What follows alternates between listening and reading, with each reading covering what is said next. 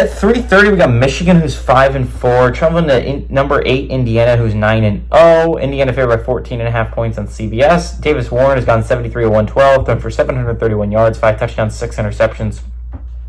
Kalel Mullings had 131 carries for 710 yards and 7 touchdowns, and Colston Loveland has had 49 catches for 523 yards and 4 touchdowns.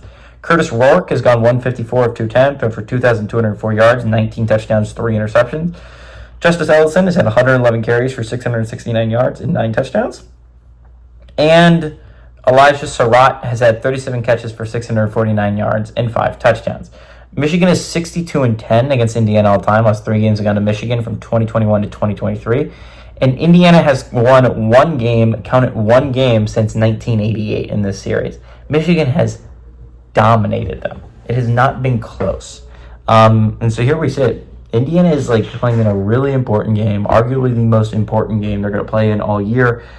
Now, that's not quite true. They got the Ohio State game next 2 weeks. It's going to be absolutely massive, right? This is going to be just a gigantic game. Big game for Indiana. I mean, if you win this game, I think Indiana is going to make the playoffs. I think it would be very realistic to say that Indiana's in a big spot. If you win this game, you have 3 games left. You just need to win 2 of them, and one of them's this one, and the other one's Purdue. You just even if you lose to Ohio State, inside track to the playoffs if you're Indiana, which is something that would be crazy to say at the beginning of the year. Michigan is not a good football team right now. That being said, for Michigan, 1 win away from bowl eligibility. This is a big game for them as well. Next week against Northwestern is probably your best shot because actually 2 weeks from now with Northwestern, 2 weeks from now for Northwestern.